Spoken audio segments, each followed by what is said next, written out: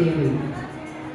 ಬ್ರಿಟಿಷರ ಅನ್ಯಾಯದ ವಿರುದ್ಧ ಧೈರ್ಯವಾಗಿ ಹೋರಾಡಿ ಸ್ವಾತಂತ್ರ್ಯದ ಜ್ಯೋತಿಯನ್ನ ಪ್ರಜ್ವಲಿಸಿದ ಈ ಮಹಾನ್ ವೀರ ನಾರಿಯ ತ್ಯಾಗ, ಸಾಹಸ ಮತ್ತು ದೇಶಭಕ್ತಿಯನ್ನ ಸ್ಮರಿಸುತ್ತಾ ಅವರ ಆದರ್ಶಗಳು ನಮ್ಮ ಬದುಕಿಗೆ ದಾರಿ ತೋರಲಿ ಎಂಬ ಸಂಕಲ್ಪದೊಂದಿಗೆ ಇದೀಗ ಅತಿಥಿಗಳು ವೀರನಾರಿ ಕಿತ್ತೂರು ರಾಣಿ ಚೆನ್ನಮ್ಮನ ಭಾವಚಿತ್ರಕ್ಕೆ ಪುಷ್ಪಾರ್ಚನೆಯನ್ನ.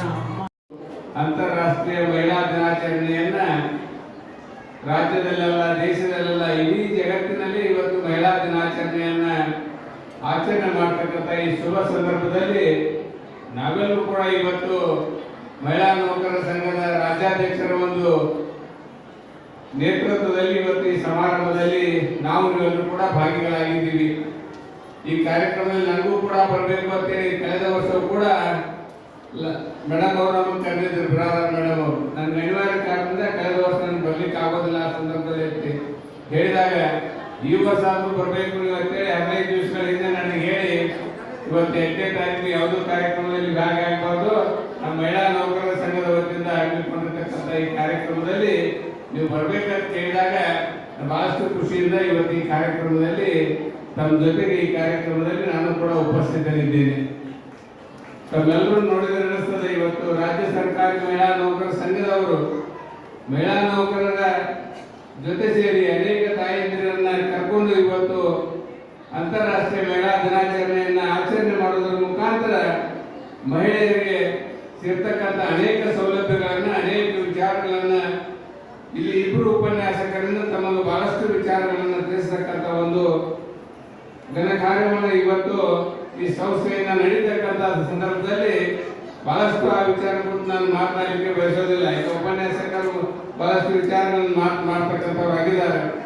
ನಮ್ಗೆಲ್ಲರಿಗೂ ಗೊತ್ತಿದೆ, ಇವತ್ತು ಮಹಿಳಾ ನೌಕರರ ಸಂಘ ಇವತ್ತು ಪ್ರಾರಂಭವಾಗಿ ಕೆಲಸ ಮಾಡ್ತಾ ಇದೆ.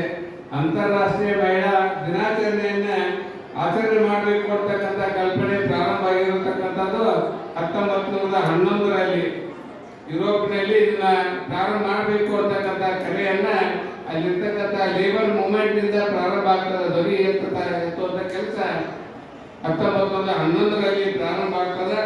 ನಂತರ ಅದು ಬಹಳಷ್ಟು 1911ರಲ್ಲಿ ಆಸ್ಟ್ರೇಲಿಯಾ, ಡೆನ್ಮಾರ್ಕ್ ಮತ್ತು ಜರ್ಮನಿ, ಸ್ವಿಟ್ಜರ್ಲ್ಯಾಂಡ್ ನಲ್ಲಿ ದಿನಾಚರಣೆಯನ್ನ ಪ್ರಾರಂಭ ಮಾಡಿಬಿಡ್ತಾ ಇದ್ದಾರೆ.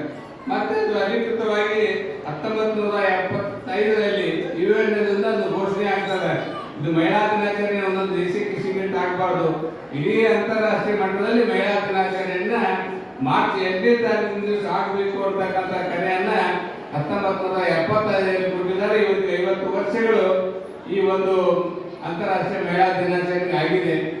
ಈ ಸಂದರ್ಭದಲ್ಲಿ ನಮ್ಗೆ ಎಲ್ಲರೂ ಅಪೇಕ್ಷೆ ಏನಿದೆ, ಪ್ರಸ್ತಾವಕ್ಕೆ ಮಾತನಾಡತಕ್ಕಂಥ ಸಂದರ್ಭದಲ್ಲಿ ನಮ್ಮ ಗುರುಮಾತೆ ಹೇಳಿದರು, ಮಹಿಳೆಯರಿಗೆ ಸ್ವಾವಲಂಬಿಯಾಗಿ ಬದುಕುವಂತ ಅವಕಾಶವನ್ನು ಕೊಡಬೇಕು, ಲಿಂಗ ಭೇದವನ್ನ ಹೋಗಲಾಡಿಸಬೇಕು, ಇದೆಲ್ಲವನ್ನು ಕೂಡ ಆಗಬೇಕು ಅಂತಕ್ಕಂಥ ನಿಟ್ಟಿನಲ್ಲಿ ಅನೇಕ ವಿಚಾರಧಾರೆಗಳ ನಿಟ್ಟಿನಲ್ಲಿ ಇವತ್ತು ಮಹಿಳಾ ದಿನಾಚರಣೆಯನ್ನು ನಾವೆಲ್ಲರೂ ಕೂಡ ಆಚರಣೆ ಮಾಡ್ತಾ ಇದ್ದೀವಿ.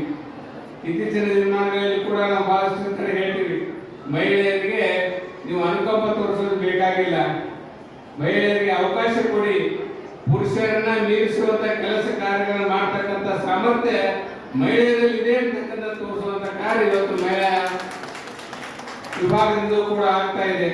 ಇವತ್ತು ಉಪರಾಷ್ಟ್ರಪತಿಯಾಗಿ, ರಾಷ್ಟ್ರಪತಿಯಾಗಿ ಸೇವೆಯನ್ನು ಮಾಡ್ತಕ್ಕಂಥ ಕೆಲಸ ಮಾಡಿದ್ರಿ, ಪ್ರಧಾನಮಂತ್ರಿಯಾಗಿ ಸೇವೆಯನ್ನು ಮಾಡ್ತಕ್ಕಂಥ ಕೆಲಸ ಇವತ್ತು ಮಹಿಳೆಯರು ಮಾಡಿದ್ದಾರೆ.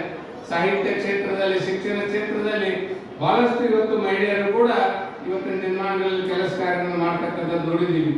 ಇವತ್ತು ಸುಧಾಮೂರ್ತಿ ಅವರು ಈ ದೇಶಕ್ಕೆಲ್ಲ ಜಗತ್ತಿಗೆ ಮಾದರಿಯಾಗಿರ್ತಕ್ಕಂಥ ಇನ್ಫೋಸಿಸ್ ಸಂಸ್ಥೆಯನ್ನು ಹುಟ್ಟು ಹಾಕಿ ಮಹಿಳೆಯರು ಸ್ವಾವಲಂಬಿಯಾಗಿ ಬದುಕಬೇಕು ಅಂತಕ್ಕಂಥ ನಿಟ್ಟಿನಲ್ಲಿ ತಮ್ಮದೇ ಆಗಿರ್ತಕ್ಕಂಥ ಕೊಡುಗೆಯನ್ನು ಕೊಟ್ಟಿರ್ತಕ್ಕಂಥವ್ರು.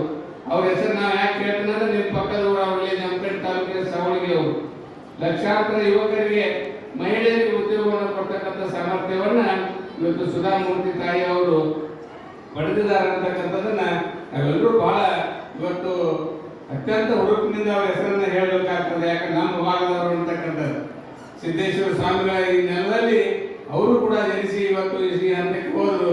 ಹಾಗೆ ನಮಗೆ ಇವತ್ತು ಸಿದ್ದೇಶ್ವರ ಶ್ರೀಗಳು ಜಗತ್ತಿಗೆ ಮಾದರಿಯಾಗಿರ್ತಕ್ಕಂಥ ಸಂತರಾಗಿ ನಮ್ಮೆಲ್ಲ ನಮ್ಮೆಲ್ಲರ ಬಿಜಾಪುರದ ಸೌಭಾಗ್ಯ ಅವರು ಇಲ್ಲೇ ಇದ್ರು ಅಂತಕ್ಕಂಥದ್ದನ್ನ ಈ ನಾಡಿನವರು ಅಂತಕ್ಕಂಥದ್ದು ಹೇಳ್ಬೇಕಾಗ್ತದ.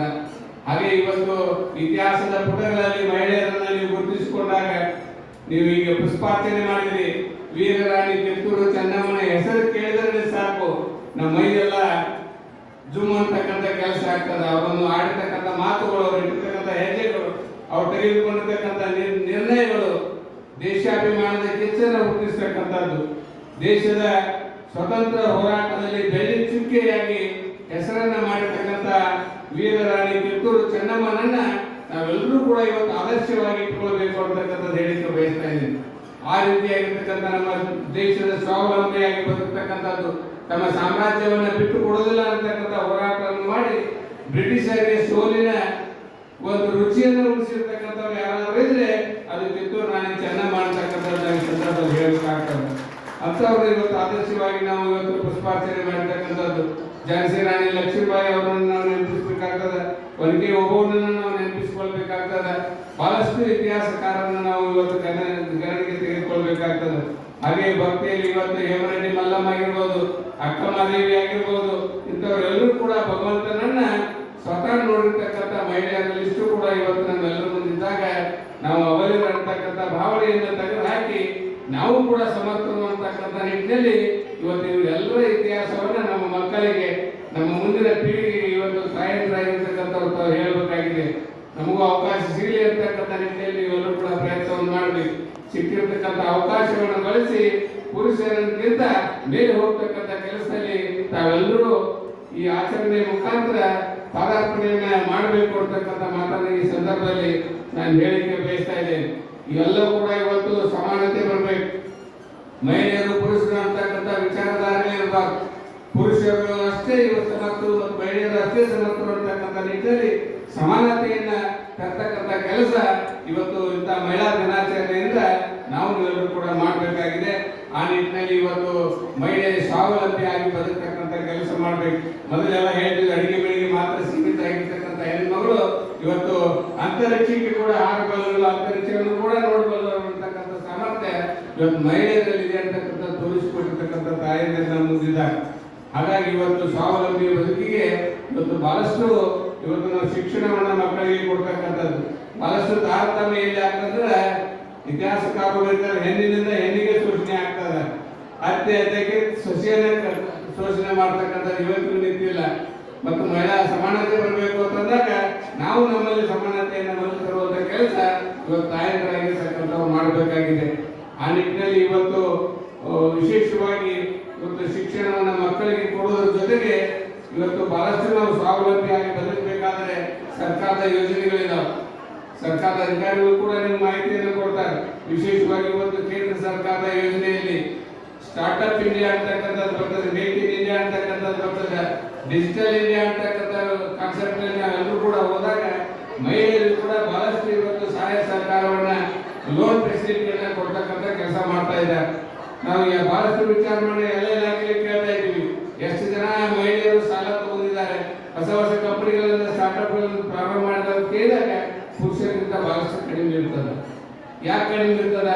ಅವ್ರಿಗೂ ಸಮಾನವಾಗಿರ್ತಕ್ಕಂಥ ಅವಕಾಶ ಇದ್ದಾಗ ಅದನ್ನು ಬಳಕೆ ಮಾಡ್ತಕ್ಕಂಥ ನಿಟ್ಟಿನಲ್ಲಿ ಕೂಡ ವಿದ್ಯಾವಂತ ಆಗಿರ್ತಕ್ಕಂಥ ಮಹಿಳೆಯರು ನಮ್ಮ ಮಕ್ಕಳಿಗೆ ಸಣ್ಣ ಸಣ್ಣ ಉದ್ಯೋಗಗಳನ್ನ ಪ್ರಾರಂಭ ಮಾಡ್ತಕ್ಕಂಥ, ಸಣ್ಣ ಸಣ್ಣ ಕಾರ್ಖಾನೆಗಳನ್ನ ಪ್ರಾರಂಭ ಮಾಡ್ತಕ್ಕಂಥ, ಬಿಸ್ನೆಸ್ ಅನ್ನ ಪ್ರಾರಂಭ ಮಾಡ್ತಕ್ಕಂಥ, ಇಂಡಸ್ಟ್ರಿಯಲ್ ಮಾಡ್ತಕ್ಕಂಥ, ಸ್ಟಾರ್ಟ್ಅಪ್ ಗಳನ್ನ ಪ್ರಾರಂಭ ಮಾಡ್ತಕ್ಕಂಥ ಯೋಜನೆಯನ್ನ ನೀವು ಅವ್ರು ಕಲಿಸ್ಕೊಡ್ಬೇಕು. ಇಲ್ರಿ ಎಲ್ಲ ನಮ್ಗೆ ಯಜಮಾನ ಕಡೆ ಇರ್ತಾವ ಅಂತ ಹೇಳಿದ್ರೆ ನೀವು ಲಕ್ಷ್ಮಿಯರು ನಿಮ್ಮಂತೆ ಇರ್ತಾವ, ನಿಮಗೆ ಸಾಧ್ಯತೆ ಹಾಕಿ ಸರ್ಕಾರ ಸೌಲಭ್ಯವನ್ನು ನೀವು ಬಳಸ್ಕೊಳ್ಬೇಕು. ಬಹಳಷ್ಟು ಸರ್ಕಾರದ ಯೋಜನೆಗಳು ಇದ್ದಾವೆ, ನಮ್ಗೆ ಗೊತ್ತಿರೋದಿಲ್ಲ. ನಾವು ಹೋಗಿ ಇಂಡಸ್ಟ್ರಿ ಡಿಪಾರ್ಟ್ಮೆಂಟ್ ನಲ್ಲಿ ವಿಚಾರ ಮಾಡಿದಾಗ ಬಹಳಷ್ಟು ಯೋಜನೆಗಳ ಮುಖಾಂತರ ತಾಯಂದ್ರ ಇತ್ತೀಚಿನ ನಿರ್ಮಾಣಗಳಲ್ಲಿ ಈ ಮೆಟ್ರೋಪಾಲಿಟನ್ ದೊಡ್ಡ ದೊಡ್ಡ ಸಿಟಿಯಲ್ಲಿ ಕೂಡ ಇವತ್ತು ಹೆಣ್ಮಕ್ಳು ಮುಂದೆ ಬರ್ತಾ ಇದ್ದಾರೆ. ಬಹಳಷ್ಟು ಅವ್ರಿಗೆ ಸಬ್ಸಿಡಿ ಯೋಜನೆಗಳಿದಾವೆ, ಸಹಾಯಧನದ ಯೋಜನೆಗಳಿದಾವೆ.